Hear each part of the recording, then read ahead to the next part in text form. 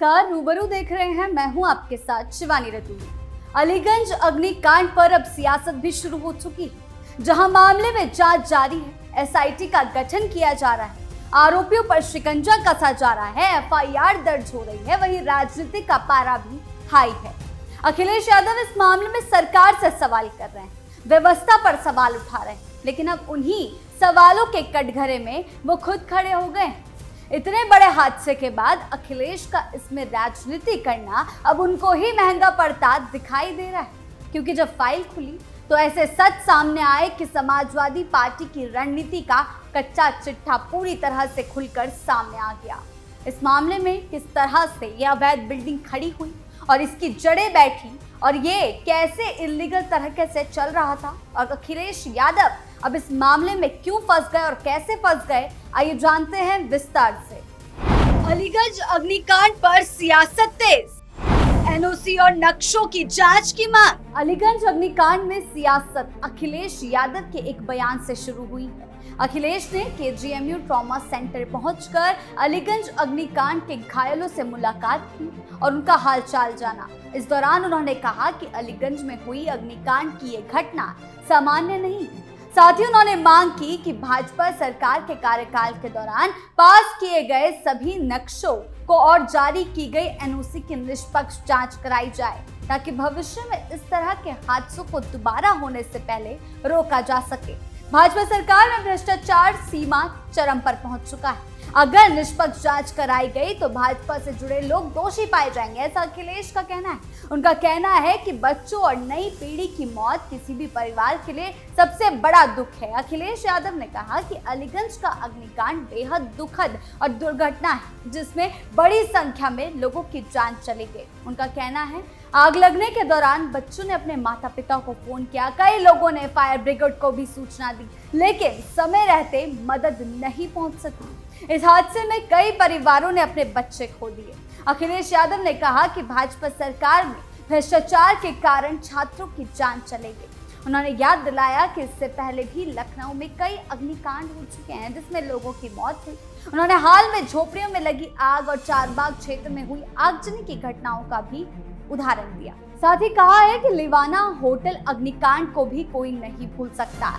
सपा अध्यक्ष ने कहा कि अलीगंज के रिहायशी इलाके में व्यवसायिक गतिविधियां संचालित हो रही थी, लेकिन सरकार ने इस ओर ध्यान नहीं दिया। उन्होंने सवाल उठाया कि प्रदेश में 10 साल से भाजपा सरकार में ऐसी गतिविधियों पर कार्रवाई क्यों नहीं हुई। आखिर सरकार की जिम्मेदारी क्या है और भ्रष्टाचार के जरिए एनओसी क्यों जारी की जा रही है। इसके लिए जिम्मेदार लोगों को जवाब देना चाहिए। अखिलेश यादव ने कई आरोप लगाए कि कुछ लोग कैमरे के सामने दिखावटी आंसू बहा रहे थे, कैमरा हटते ही उनकी संवेदनशीलता भी समाप्त हो जाती है। उनका कहना है कि सरकार को पीड़ित परिवारों को 1 करोड़ की आर्थिक सहायता करनी चाहिए। उन्होंने कई तरीके के सवाल योगी आदित्यनाथ से पूछे हैं। उनके अनुसार 5 लाख रुपए का मुआवजा काफी नहीं है, क्योंकि जिन बच्चों की मौत हुई वो बेहद होनहार थे। उनका कहना है कि समाजवादी पार्टी की सरकार बनने पर ऐसे परिवारों की मदद की जाएगी। अब ये सभी सवाल अखिलेश के ऊपर भी तलवार बनकर लटक गए हैं।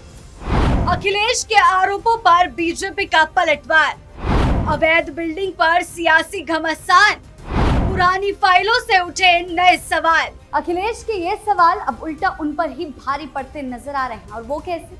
खुद वो इन सवालों के बीच में बुरी तरह फंस चुके हैं। डिप्टी सीएम ब्रजेश पाठक ने तीखा हमला बोला। उन्होंने अखिलेश यादव को निशाने पर लेते हुए कहा कि यह हादसा आपकी सरकार के कुकृत्यों का नमूना है। उनका कहना है, इस घटना में 15 लोगों की जान गई और आप एसी कमरे में बैठकर राजनीति कर रहे हैं। ब्रजेश पाठक ने अलीगंज अग्निकांड को अखिलेश सरकार के भ्रष्टाचार का नमूना बताते हुए कहा कि प्लॉट आवंटन से लेकर इस अवैध बिल्डिंग का निर्माण का कार्य आपकी ही सरकार के दौरान हुआ। जिस जांच की आप मांग कर रहे हैं, उस जांच के कटघरे में आप खुद ही खड़े हैं। आपने इसे सील करके सील खोलने का काम किया, ध्वस्तीकरण के आदेश को रद्द करने का काम किया था। ये दर्दनाक घटना आपकी ही सरकार के कुकृत्यों का नतीजा है। डिप्टी सीएम ने कहा, मुख्यमंत्री योगी आदित्यनाथ अपने सारे कार्यक्रम रद्द करके खुद वहां घटनास्थल पर पहुंचे, पीड़ित परिवारों से मिले, उन्हें न्याय दिलाने के लिए रात में ही कार्रवाई शुरू कर दी गई। 4 अधिकारियों को सस्पेंड किया गया। जितने भी लोग इस घटना में जवाबदेह पाए जाएंगे सभी के खिलाफ कठोर से कठोर कार्रवाई की जाएगी, यानी कि एक्शन लिया जाएगा। इसके लिए मुख्यमंत्री ने एसआईटी का गठन भी कर दिया है। डिप्टी सीएम ने कहा कि जिन लोगों ने अपने परिवार के सदस्यों को खोया, उनके दर्द को समझते हुए सरकार हर संभव मदद कर रही है और न्याय सुनिश्चित करेगी। उप मुख्यमंत्री ब्रजेश पाठक ने आरोप लगाते हुए कहा, अखिलेश सरकार के भ्रष्टाचार वाले इकोसिस्टम ने पूरे प्रदेश में ऐसी खतरनाक इमारतों को बनाने का रास्ता खोल दिया जो आज लोगों की जान ले रही है। ये भवन 1980 में लॉटरी से आवंटित तो हुआ था, लेकिन असली खेल अखिलेश के राज में हुआ। 20 अगस्त 2014 को अखिलेश सरकार ने 1952 वर्ग फुट का आवासीय नक्शा पास कर दिया। 2016 में अवैध निर्माण का मुकदमा दर्ज हुआ। 10 मई 2016 को ध्वस्तीकरण का आदेश भी आ गया, लेकिन मात्र 2 महीने बाद 5 जुलाई 2016 को अखिलेश सरकार ने ध्वस्तीकरण का आदेश रद्द कर दिया। आखिर क्यों और किसके दबाव में, ये सवाल अब अखिलेश से पूछा जा रहा है। सैटेलाइट तस्वीरें भी सब कुछ बेनकाब करती।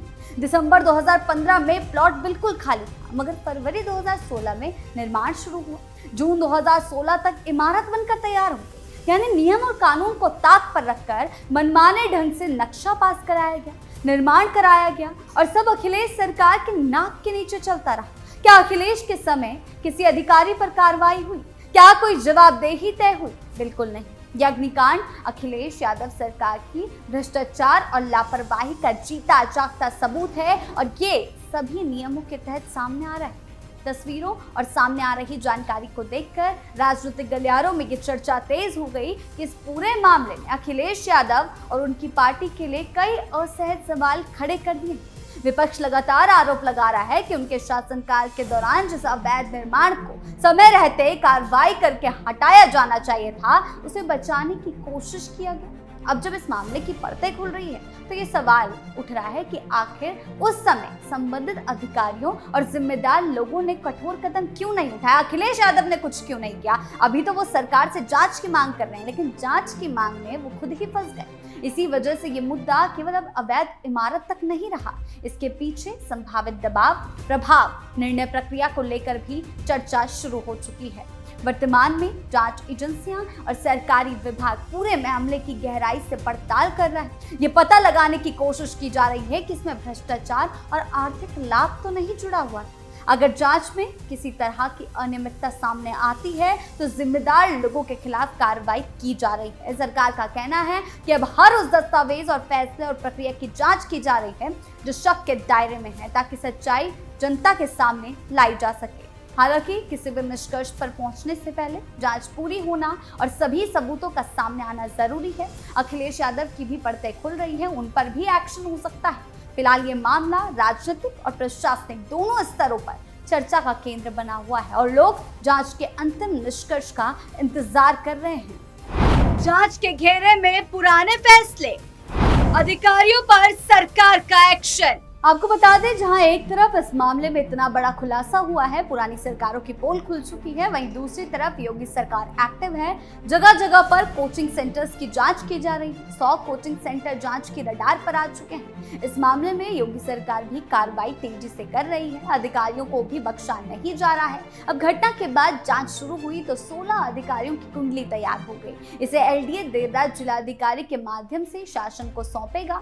आग लगने की घटना चाहे किसी बिल्डिंग में हो या फैक्ट्री में, मकान में हो या फिर दुकान में, आग बुझती है, जांच होती है, फिर सामने आता है कि बिजली विभाग ने जो कनेक्शन दिया था उसमें कोई ना कोई लोचा था। तमाम ऐसे मामले सामने आ चुके हैं जिसमें कनेक्शन के पीछे कमीशन खोरी की बात सामने आ चुकी है। मामला चाहे कुछ साल पहले लखनऊ के बड़े होटल में आग लगने का हो या फिर फैक्ट्री में आग लगने का, जब इसकी जांच शुरू हो गई तो सामने आया कि नियमों की अनदेखी कर विभाग ने कनेक्शन दिया था। इसी बिजली विभाग का एक और कारनामा सामने आया। जिस इमारत को आग ने अपनी जद में लिया लखनऊ के अलीगंज की, उसका कनेक्शन सिर्फ 20 किलोवाट का था, लेकिन लोड 34 किलोवाट का। ऐसे में सवाल खड़ा होना लाजमी है कि जब लखनऊ में वर्टिकल व्यवस्था लागू हो गई, आए दिन मॉर्निंग रोड अभियान, बिजली चोरी के खिलाफ अभियान, लोड बढ़ाने को लेकर अभियान चलता है, तो फिर इन बिल्डिंगों पर अधिकारियों की नजर क्यों नहीं पड़ती? बिल्डिंग में बिंदा प्रसाद शुक्ल के नाम से 20 किलोवाट का कमर्शियल कनेक्शन स्वीकृत था,